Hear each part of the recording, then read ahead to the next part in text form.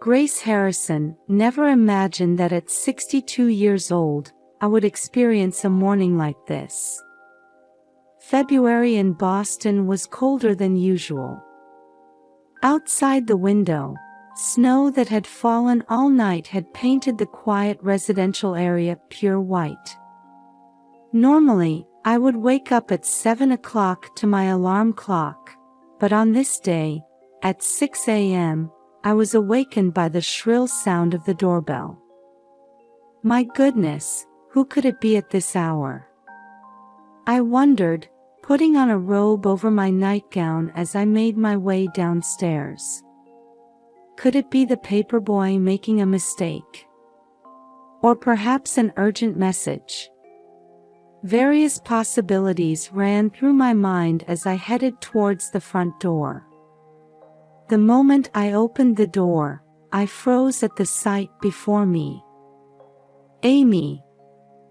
There stood my 8-year-old granddaughter, Amy. She was shivering in her thin pajamas.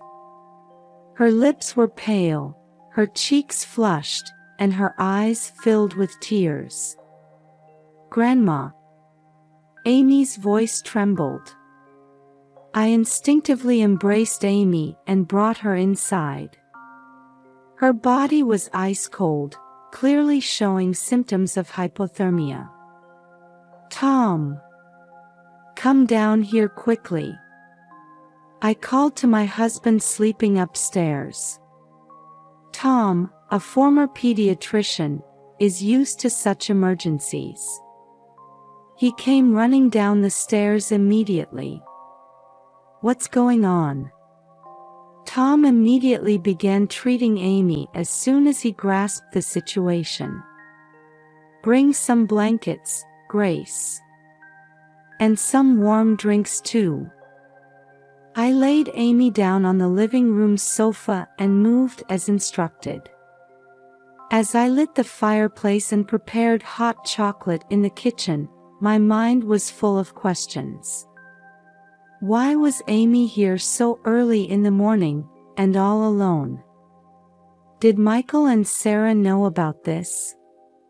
When I returned with the warm drink, Amy was wrapped in blankets by Tom and seemed a bit calmer. But her eyes still held deep sadness. Amy, are you all right? Why did you come so early this morning? I gently asked. Amy hesitated for a moment, then said in a shaky voice, Grandma, please. Make me your child. At those words, my heart nearly stopped. What happened? Why would she say such a thing? Amy, what about Dad and Mom? I asked nervously. Large tears welled up in Amy's eyes. Dad and Mom, they said my sister is pretty so she's family, but I'm ugly so they're leaving me behind. At that moment, I heard something break inside me. Anger and sadness washed over me. But right now, Amy crying in front of me is the priority. It's okay, Amy. Grandma and Grandpa are here for you. I gently embraced Amy. No matter what happens, we'll protect you. Amy continued to cry in my arms. I exchanged a silent understanding with Tom. Things might get tough from here on out. But we'll do anything for Amy. I believe that's our duty as grandparents, and as human beings. Outside, the snow continued to fall silently. We had no way of knowing yet that this unexpected morning event would greatly change our family's life. Seeing that Amy had calmed down a bit, I began to gently ask for details. Tom was preparing hot oatmeal in the kitchen, occasionally glancing at us with worried eyes. Amy, take your time, okay? What happened? I asked gently. Amy took a deep breath and began speaking in a trembling voice. Last night, Dad and Mom suddenly started packing. They said they were starting a new life overseas. My heart began to race. Michael and Sarah going overseas without saying anything. And leaving Amy behind. Eva was packing her things, but they told me you're a nuisance, so we're leaving you behind. Tears welled up in Amy's eyes again. Suppressing my anger, I continued to listen calmly. So what did you do? I woke up in the middle of the night, packed a few things in my backpack, and came here, Amy answered in a small voice. I glanced at Amy's backpack. Peeking out from it was the old teddy bear I had given her for Christmas 2 years ago. That bear, which we called Mr. Cuddles, was Amy's precious friend. You brought Mr. Cuddles with you too, I smiled gently. Amy nodded silently, hugging the teddy bear tightly. I stood up and picked up my cell phone. I dialed Michael's number, but only got the message, this phone number is currently not in use. Sarah's number was the same. Tom, Michael and Sarah's numbers aren't working, I told my husband. Tom frowned and said, we might need to contact the police. Hearing those words, something became clear in my mind. My 20 years of experience as a social worker was needed now more than ever. Amy, you know, Grandma used to work as a social worker, I spoke to my granddaughter. My job was to help children who were in trouble. Amy looked at me with interest. So, I promise I'll protect you no matter what. Amy's expression softened a bit at my words. However, I knew that the road ahead wouldn't be easy. I exchanged a silent understanding with Tom. We were determined to do everything we could for Amy. After breakfast, we let Amy rest in the guest room, and Tom and I sprang into action. First, we called the local Child Protective Services. Even though it was Sunday, I knew they had a 24-hour emergency line.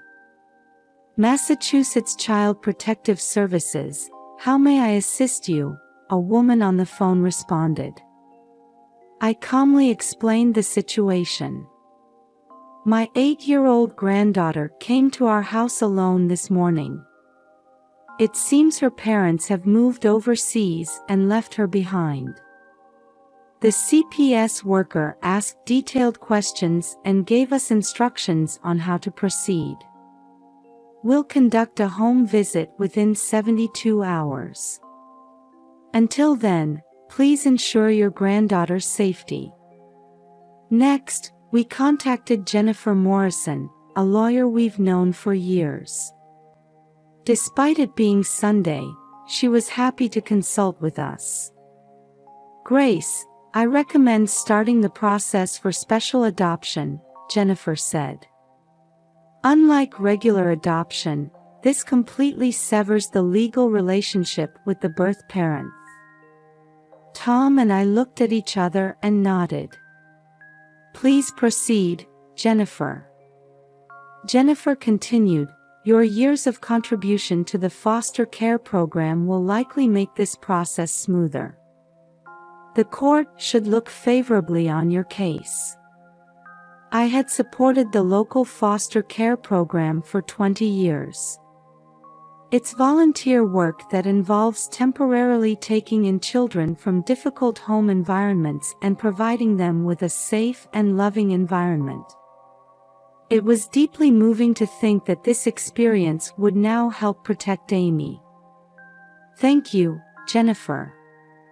Please proceed with the paperwork as quickly as possible. After hanging up, we decided to contact the police. We dialed the non-emergency line of the Boston Police Department and explained the situation. "It's good that the child's safety is secured," the officer said. "We'll formally file a report on your son and daughter-in-law's disappearance and child abandonment. Could you come to the police station tomorrow for a detailed interview?" We agreed and scheduled to visit the police station tomorrow morning. After finishing the series of phone calls, Tom and I sat on the living room sofa and let out deep sighs. "Grace, are you okay?" Tom held my hand. I smiled weakly. "Yes, somehow. But I can't believe Michael and Sarah would do something like this." Tom nodded quietly. "All we can do is protect and love Amy. Let's focus on that." Just then, we heard a faint sound from upstairs. It seemed Amy had woken up. "I'll go," I stood up.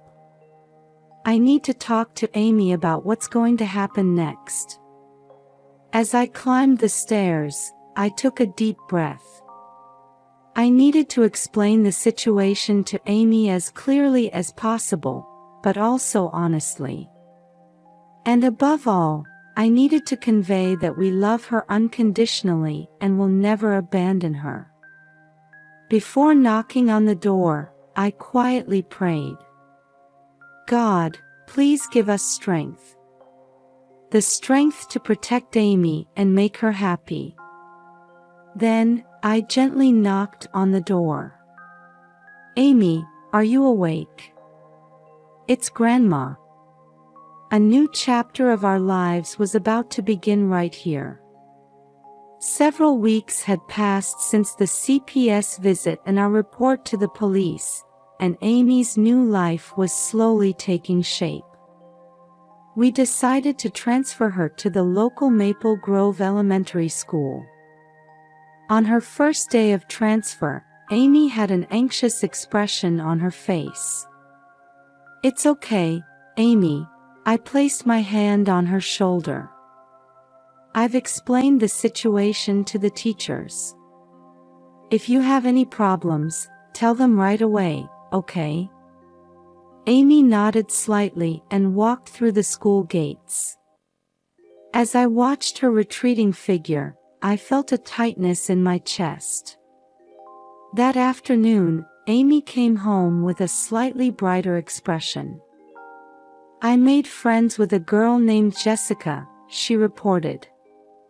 "It was a small step, but a significant progress." The following week, my old friend Martha came to visit. She's a retired music teacher, but still enjoys giving piano lessons. "Amy, would you like to try playing the piano?" Martha gently asked.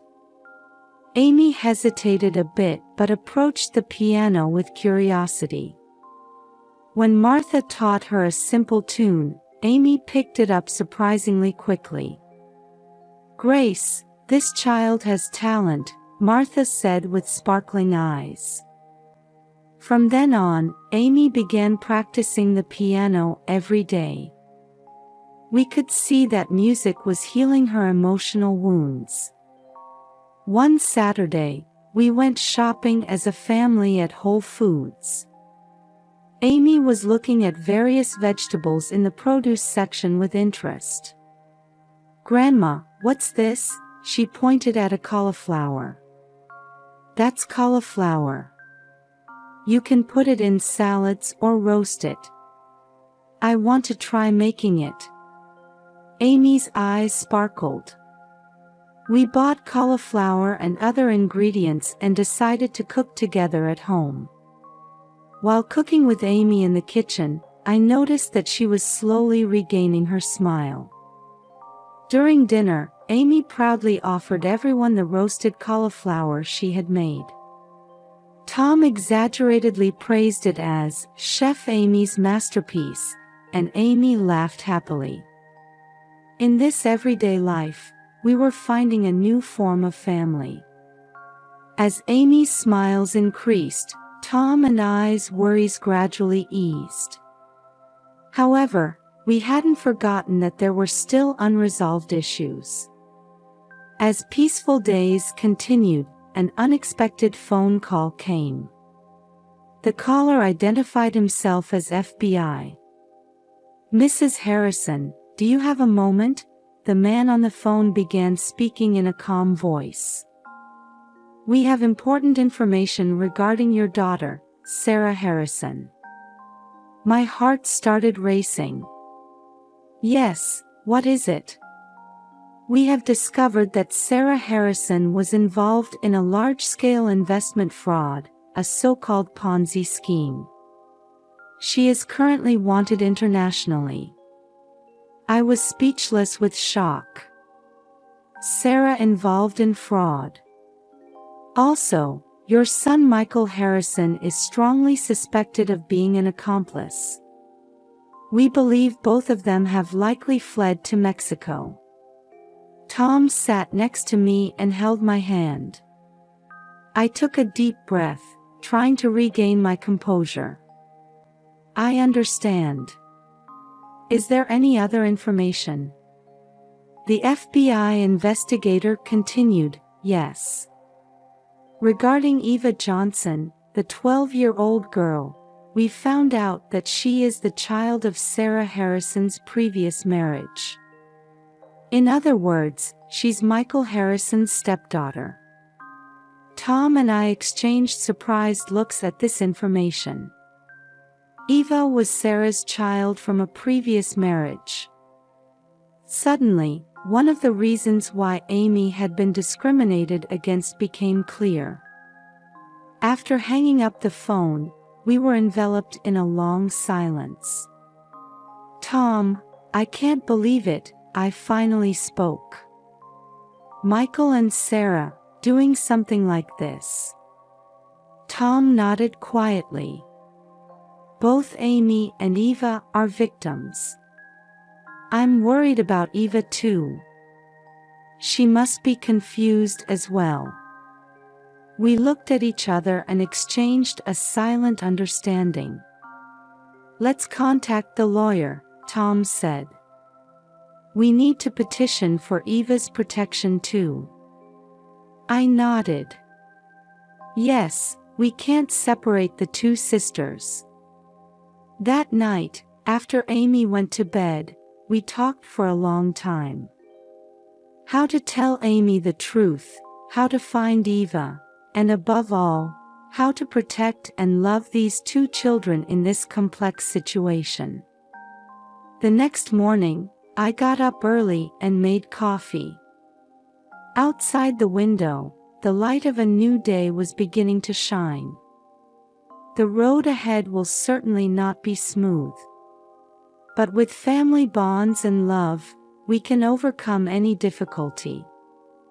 Believing this, I prepared to face a new day. About 2 months after the contact from the FBI, surprising news reached us. Michael and Sarah had been found in Cancun, Mexico. Mr. and Mrs. Harrison, they have been arrested on an international warrant and are currently in the process of being forcibly repatriated, an FBI agent informed us over the phone. Relief and complex emotions filled my chest. As a parent, it's truly painful to have your child arrested as a criminal. However, at the same time, anger welled up when I thought about how they had abandoned Amy. There was more good news. Eva had also been protected in Mexico and was set to return safely to the United States. Eva is now being protected in a child protection facility. She's also receiving psychological care, a social worker explained to us. On the day of the trial, we headed to the courthouse with tense expressions. Michael and Sarah sat in the defendant's seat, looking exhausted. The prosecution harshly pursued their charges. The defendants defrauded hundreds of victims of over $10 million in total, and furthermore, committed the inhumane act of abandoning their own child. Despite the defense's futile arguments, the judge handed down a severe sentence. I sentenced the defendant Michael Harrison and the defendant Sarah Harrison each to 15 years of imprisonment. As the courtroom erupted into commotion, I just quietly closed my eyes. I thought, it's over now. After the verdict, we filed for custody of Amy and Eva. The court, appreciating our years of foster care experience and stable environment, swiftly granted us custody. That night, we participated in a support group held at the local YMCA. There, grandparents who were struggling to raise their grandchildren just like us had gathered. Prompted by the moderator, I stood up and began to share our experience. At first, it was really tough. Healing our grandchildren's emotional wounds, dealing with legal issues, and above all, facing the crimes committed by our own child. The participants nodded quietly at my words. But don't give up. With love, you can overcome any difficulty. The children need us. When I finished speaking, warm applause erupted from the venue. Several participants thanked me with tears in their eyes.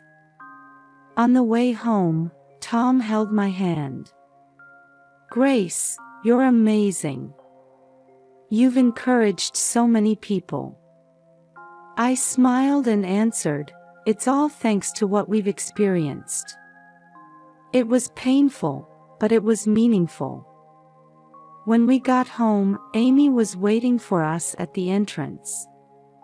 "Welcome back," she said, hugging us. At that moment, I felt that all our hardships had been rewarded. Hope and expectation for the new family life about to begin filled my heart. On the day it was decided that Eva would come to our house, Amy was restless from the morning. "Is Eva coming?" Amy asked repeatedly, to which I gently answered, "Yes, she'll be here soon." "Aren't you excited?" When the doorbell rang, Amy ran to answer it. When the door opened, there stood Eva, accompanied by a social worker.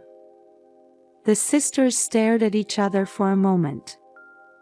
Then suddenly, Amy threw herself at Eva. "Eva!" Amy cried, hugging Eva with tears in her eyes.